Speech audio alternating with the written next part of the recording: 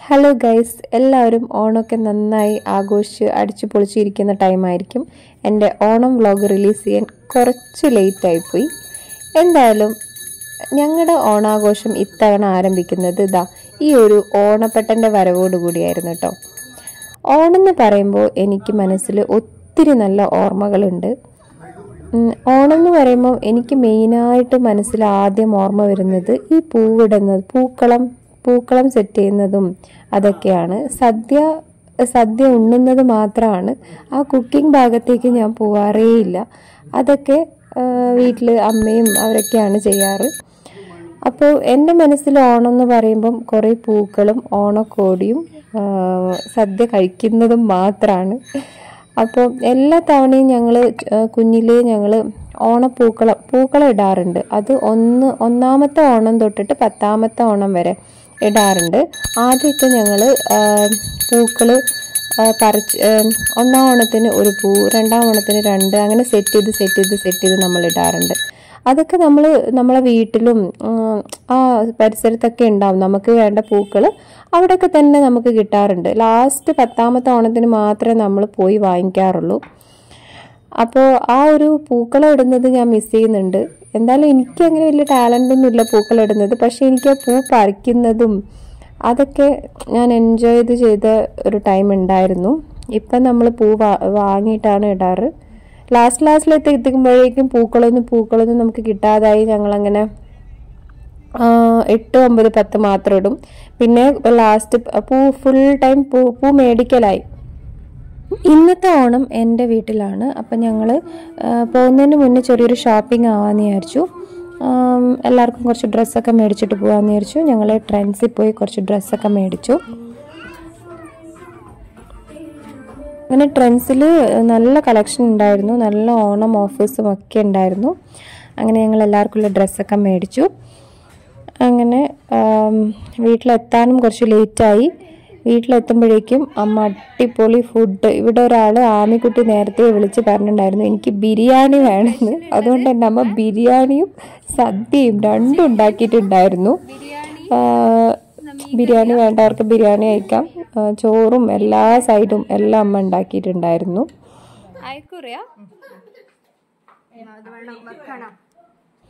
ഈ ഓണത്തിന് വേറൊരു പ്രത്യേകതയുണ്ട്. ഞങ്ങളുടെ ദർശ് ബേബിയുടെ ഫസ്റ്റ് ഓണമാണ് കേട്ടോ.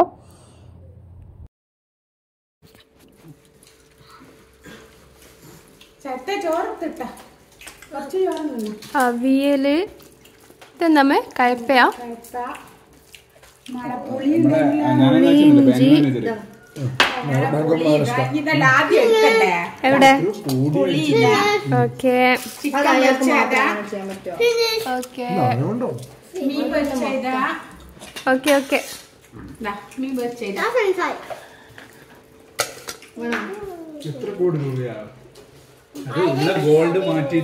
അങ്ങനെ ഞങ്ങൾ അടിപൊളി ഫുഡൊക്കെ കഴിച്ചു. കുറച്ചു നേരം ഇരുന്നിട്ട് അപ്പോഴത്തന്നെ തിരിച്ച് വീട്ടിലേക്ക് പോയി. അങ്ങനെ ഞങ്ങൾ കുറച്ചു നേരം കിടന്നുറങ്ങി. ഞാൻ ട്രെൻഡ്സിനെ പറ്റി പറഞ്ഞപ്പോഴേക്കും ഇവർക്കൊക്കെ ട്രെൻഡ്സിൽ വീണ്ടും പോയിട്ട് ഷോപ്പ് ചെയ്യണമെന്ന് പറഞ്ഞു. അങ്ങനെ ഞങ്ങളൊരു ഷോപ്പിങ്ങിന് പോവാണ്.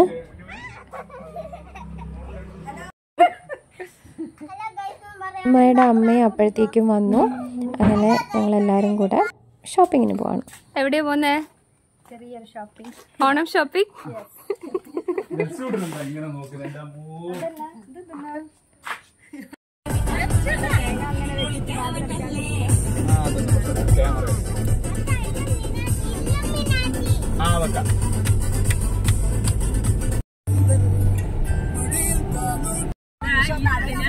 ഓണസദ്യക്ക് 350 രൂപ. നാളെ ഇല്ല. ആരാ പറഞ്ഞേ ബ്ലോക്കില്ലാന്ന്, തിരക്കില്ലാന്ന്? ഇതൊന്നും ബ്ലോക്കല്ല. അയ്യേ, ഇത് സിമ്പിൾ.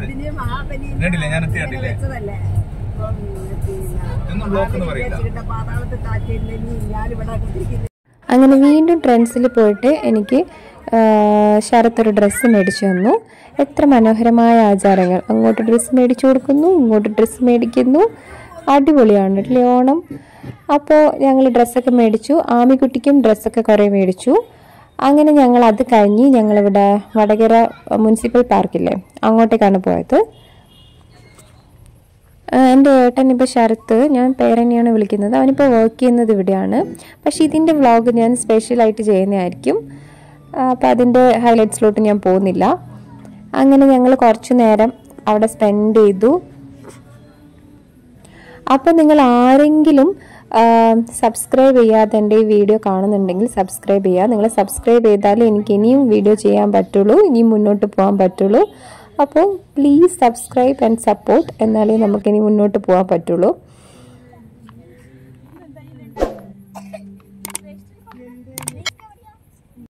നെടുന്തൂണുകളായ ഇവർ പറഞ്ഞു തരും എല്ലാ കാര്യങ്ങളും. അപ്പോൾ ശരത്താണ് ഇതിൻ്റെ മാനേജർ. ഞാൻ പറഞ്ഞല്ലോ വീഡിയോ ഞാൻ സ്പെഷ്യലായിട്ട് ചെയ്യുന്നതാണ്. ഇത് നമ്മുടെ അസിസ്റ്റന്റ് മാനേജർ. അപ്പോൾ ഇതിൻ്റെ ഇതിലോട്ട് ഞാൻ ഇപ്പോൾ പോകുന്നില്ല. അങ്ങനെ ഞങ്ങൾ ഇവിടെ നിന്ന് ഇറങ്ങിയിട്ട് നാളത്തേക്കുള്ള പൂവ് മേടിക്കാൻ വേണ്ടിയിട്ട് ഒരു കടയിലൂടെ നിർത്തി അത്യാവശ്യം കുറച്ച് പൂക്കളൊക്കെ മേടിച്ച് നാളെ പൂവിടാൻ വേണ്ടിയിട്ട് പൂ മേടിക്കാമെന്ന് പറഞ്ഞ് ഇവിടെ നിർത്തിയിരിക്കുകയാണ്.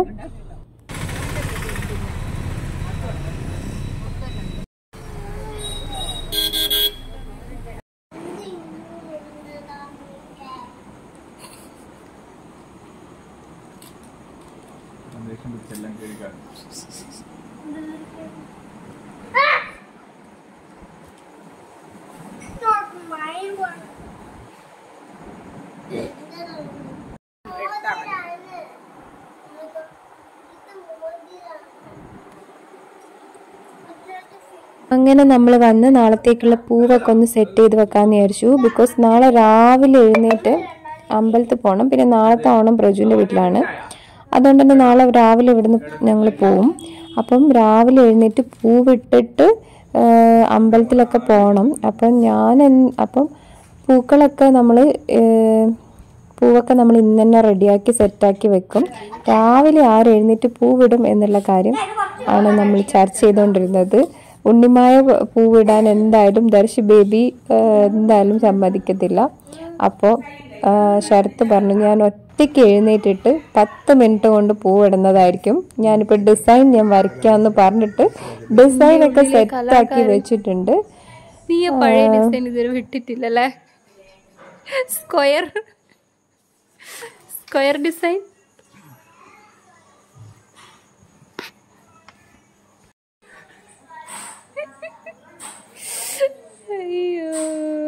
അപ്പോൾ നമ്മുടെ പൂക്കളം റെഡി ആയിട്ടോ. പറഞ്ഞതുപോലെ തന്നെ ശരത്ത് 5 മിനിറ്റ് കൊണ്ട് എങ്ങനെയൊക്കെ പൂവിട്ടു. എന്തായാലും അടിപൊളി. ഇവൻ ഒറ്റയ്ക്ക് ഇങ്ങനെ ഇട്ടത് ഞാൻ അടിപൊളിയായിട്ടുണ്ട്. ഞാൻ സാരി ഉടുക്കാൻ പോയി. സാരി ഉടുക്കലൊരു വലിയ ചടങ്ങായതുകൊണ്ട് എനിക്ക് പൂവിടാൻ പറ്റിയില്ല. എന്തായാലും നമ്മൾ പൂക്കളം അടിപൊളിയായിട്ട് തന്നെ ഇട്ടു. ഞങ്ങൾ അമ്പലത്തിലോട്ട് പോവാണ്.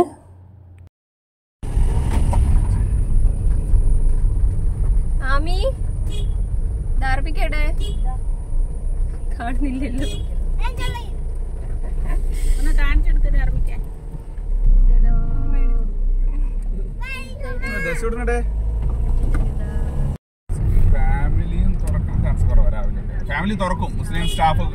അങ്ങനെ ഞങ്ങൾ ഫസ്റ്റ് തന്നെ ഗണപതി ക്ഷേത്രത്തിലോട്ടാണ് പോയത്. ആസ് ഓൾവേസ് എല്ലാ തവണത്തെയും പോലെ പൂക്കളം അടിപൊളിയായിട്ട് ഇട്ടിട്ടുണ്ട്.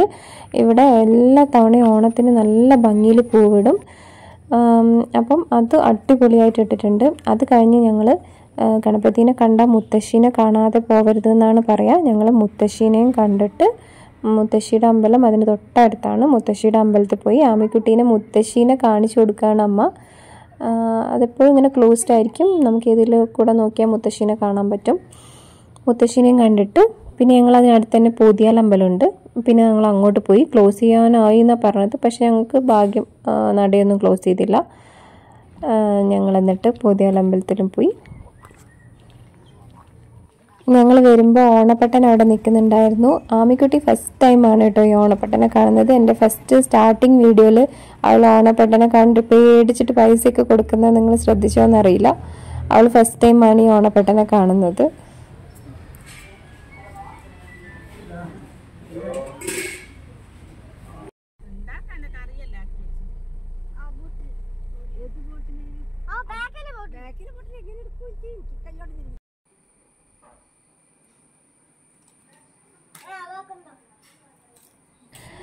അങ്ങനെ ഞങ്ങൾ വന്നു, ബ്രേക്ക്ഫാസ്റ്റ് ഒക്കെ കഴിഞ്ഞു. അപ്പോഴേക്കും എന്നെ പ്രജു കൂട്ടാൻ വന്നു. ഇനി ബാക്കി ഓണം നമ്മളെ പുതിയങ്ങാടി വീട്ടിലാണ്.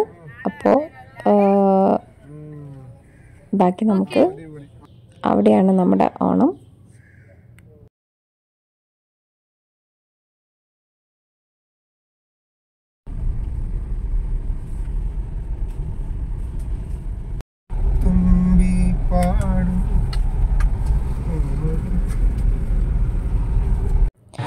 ഞങ്ങളിവിടെ എത്തുമ്പോഴേക്കും ഇവിടെ പ്രോഗ്രാംസ് ഒക്കെ ഓൾറെഡി സ്റ്റാർട്ട് ചെയ്തു.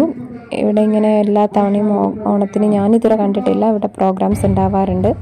ഈ ഉറിയടിക്കലും മറ്റേ കമ്പാവലിയും അങ്ങനെ പ്രോഗ്രാംസ് ഒക്കെ ഉണ്ടാവാറുണ്ട്. അതൊക്കെ ഇവിടെ അടിപൊളിയായിട്ട് നടന്നുകൊണ്ടിരിക്കുന്നുണ്ട്. അപ്പോൾ കുറച്ച് നേരം ഞങ്ങൾ അതൊക്കെ പോയി കണ്ടു. അത് കഴിഞ്ഞ് ഞങ്ങൾ ഒരു ഓണം ഷൂട്ടൊക്കെ ഞങ്ങൾ എടുക്കാൻ വേണ്ടി ട്രൈ ചെയ്തു. അങ്ങനെ അത് കഴിഞ്ഞ് അപ്പോഴേക്കും സമയം ഒരുപാട് ലേറ്റായി. ആമിക്കൊക്കെ എല്ലാവർക്കും വിശന്ന് തുടങ്ങി. അങ്ങനെ ആമി നേത്തിക്കും ഫസ്റ്റ് ഫുഡ് കഴിക്കാൻ സ്റ്റാർട്ട് ചെയ്തു. അങ്ങനെ അവരെ ഞങ്ങൾ ഈ ഓണപ്പെട്ടൻ വരും എന്നൊക്കെ പറഞ്ഞ് പേടിപ്പിച്ചു. ഫുള്ള് ഫുഡും രണ്ടുപേരും ഇരുന്ന് അങ്ങനെ ഫുള്ളും കഴിച്ചു.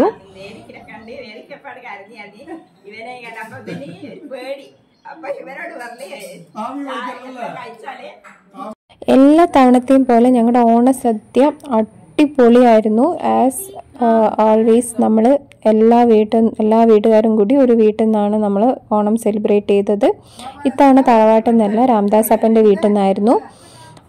വീട്ടിൽ നിന്ന് അമ്മ മീൻകറിയും കൂട്ടുകറിയും പിന്നെ പായസമാണ് ഉണ്ടാക്കിയത്. അങ്ങനെ അഞ്ച് വീട്ടിൽ നിന്ന് ഓരോരുത്തർ ഐറ്റംസ് ഉണ്ടാക്കി കൊണ്ടുവന്നു. എന്തായാലും സദ്യ അടിപൊളിയായിരുന്നു.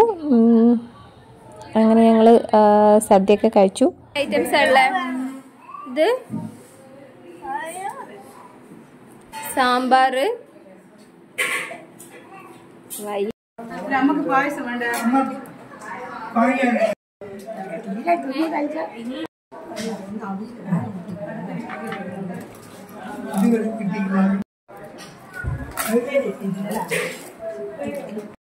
ഐറ്റംസ് എല്ലാം വന്നിട്ടില്ല. പേര്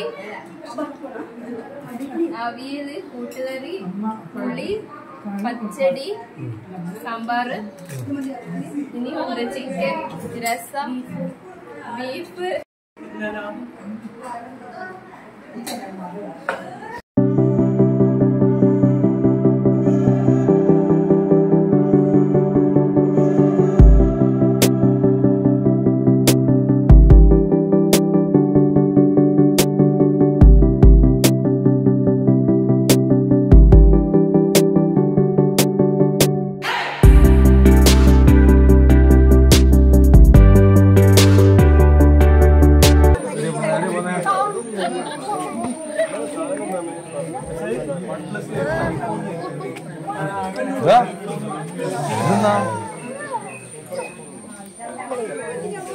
ഓക്കെ,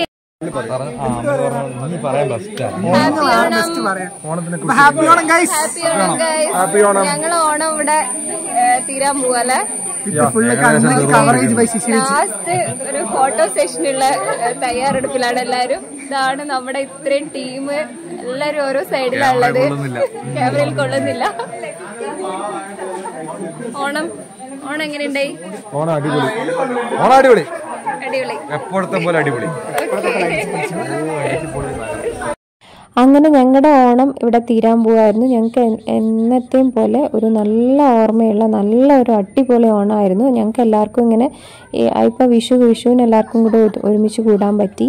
ഇപ്പോൾ ഓണത്തിന് അങ്ങനെ അടുത്തായിട്ട് ഞങ്ങൾക്ക് എല്ലാവർക്കും കൂടെ ഇങ്ങനെ കൂടാൻ പറ്റി. അങ്ങനെ ഞങ്ങൾ എല്ലാവരും കൂടെ ഒരു ഫ്രെയിമിൽ കൊള്ളുക പറഞ്ഞ വിഷമമാണല്ലോ. എല്ലാവരും കൂടെ ഒരുമിച്ച് ഒരു അടിപൊളി ഫോട്ടോ എടുത്തു. ലാസ്റ്റ് ഫോട്ടോ എല്ലാവരും കൂടെ എടുക്കാൻ എൻ്റെ ട്രൈപോഡിൻ്റെ ഹെൽപ്പ് തന്നെ വേണ്ടി വന്നു. അങ്ങനെ ഞങ്ങൾ ഒരു അടിപൊളി ഫോട്ടോ എടുത്തു.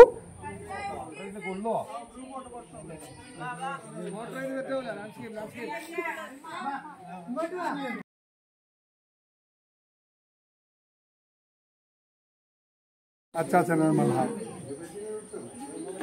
Happy Onam. Okay, happy Onam. അങ്ങനെ നമ്മുടെ മൽഹാറിന്റെ ഹാപ്പി ഓണവും ഈ ഒരു മണിയോടിയോടുകൂടിയും നമ്മുടെ ഇവിടെ വീഡിയോ എൻഡ് ചെയ്യാണ്. നെക്സ്റ്റ് വീഡിയോയിൽ കാണാം. Tata, bye bye.